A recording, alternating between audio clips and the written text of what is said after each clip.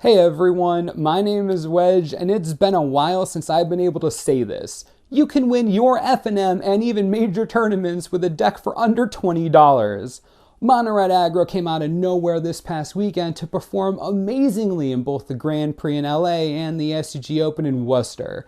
You want a good budget deck? Here you go. Enjoy killing everything without spending any money. I can't believe this deck exists post-rotation.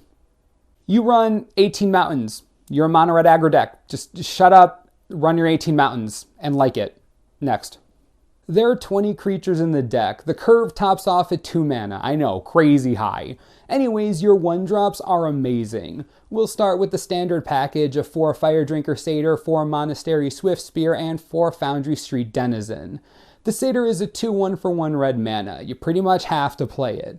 The Swiftspear has haste and prowess, which is super relevant since this deck runs over 20 spells, and Foundry Denizen is going to get serious value since your creatures only cost 1 mana to cast. Even on turn 2, this guy could attack in for 3 damage if you play 2 other 1-drops. The value here is amazing. The remaining creatures are 4 Akroan Crusader, 3 Frenzied Goblin, and the ever-expensive 1 Arena Athlete.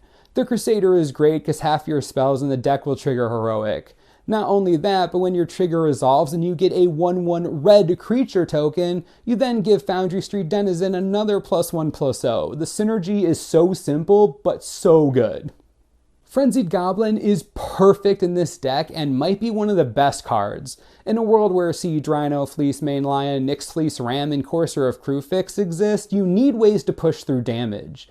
The best way to do it is just avoid blocks. Frenzied Goblin's trigger is cheap, effective, and always relevant. Since most strategies are mid-range based, you can bet that you'll see Coursers or something else early game that you don't want to deal with. The Goblin lets you get around them in the cheapest way ever. If you played mono-red pre-rotation, this basically replaces Fire Fist Striker and is arguably better since you don't need 2 other creatures to use it. The last creature is the 1 of Arena Athlete. I would almost consider adding more of these. In games where it's a pure bloodbath, a 2/1 for 2 is going to deal a ton of damage and be a serious threat. Plus, his heroic trigger is another Frenzied Goblin, but this time you get it for free. It'll always be relevant. I really would consider adding another 1 or 2 of this guy. This version of the deck runs 22 spells and they're all hysterical. We'll start with the heroic enablers. 4 Dragon Mantle, 4 Hammerhand, 4 Titan Strength, and 1 Coordinated Assault. Dragon Mantle gives you cheap fire breathing, draws a card, and triggers heroic. Honestly, the card draw alone is good, everything else is just gravy. Hammerhand might be the best non-creature spell in this deck, no exaggeration. It's another way to prevent blockers, and it gives a buff and haste. This is all for 1 mana. Using 1 mana to give something +1/+1, haste, and trigger heroic and prowess? Hammerhand does everything you want it to do along with stopping a blocker. It's the dream card for this kind of deck. Titan Strength gives you reach to win out of nowhere or destroy a Siege Rhino in combat if they dare block your buffed Foundry Denizen or Firedrinker Satyr. It's pretty self-explanatory use, honestly. The 1 of Coordinated Assault just wins games. In my testing, there were plenty of situations where the lack of first strike would have lost me the match. 1 red mana to trigger all your stuff along with giving first strike and a power buff? Are you serious? The card's the real deal. You don't want to run too many, but when it's good, it's a blowout. A seriously bloody blowout. Because more Foundry Denizen shenanigans, you also run a pair of Hordeling Outburst. After this weekend, everyone knows the card is good. It generates board presence better than most cards, and giving your Denizen +3/+0 isn't too shabby either. The best part about this is that it gives you so many more things to put your buffs on. All these tokens are live threats when Mantle, Hammerhand, and especially Titan Strength and Coordinated Assault are in your deck. The rest of the deck is made up of 4 Stoke the Flames, 2 Lightning Strike, and 1 Hall of Triumph. Stoke just makes perfect sense in a deck with a ton of creatures. It's the premier damage spell right now, and for good reason. I can't see a situation where this would be hard for you to cast unless you have nothing on the board. If that happens, you probably have bigger problems. Lightning Strike is Lightning Strike. No explanation needed here. The card is just great. There's no reason not to play it, honestly. What I like is the one of Hall of Triumph. It's a cheap way to buff your creatures and advance your clock against the opponent. There were mono black decks running the Hall and it performed okay there, but I think the mono red deck is really where it can shine. Just Hordeling Outburst alone is amazing with this card. Paying 3 mana for 3 2/2s instead of 1/1s is game breaking. Sure, people can run Drown in Sorrow, but if they don't, Pain Train incoming.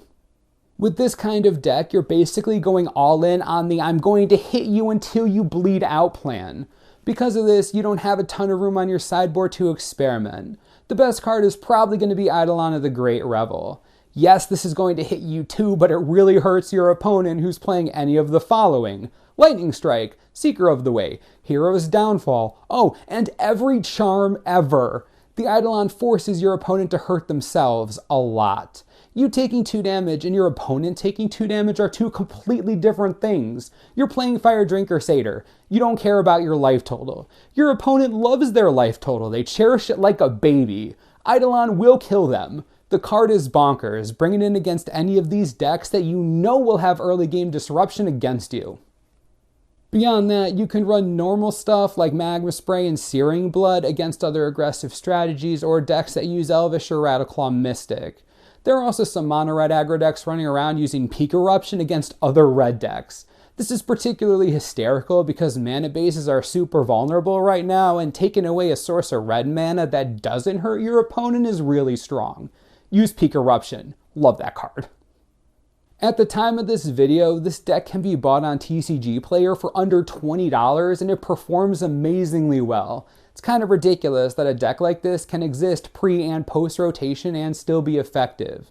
If you want to crush FNM out of nowhere or do really well in big events without spending any money at all, welcome to your favorite deck. This thing has proven its worth. Play this. If you have any questions about playability or about the strategy in general, leave a comment below and we'll talk about it. As always, subscribe for the latest and most reliable Magic the Gathering information you could ever need. This is the Manosaurus, I'm Wedge. Thanks for watching, we'll see you next time.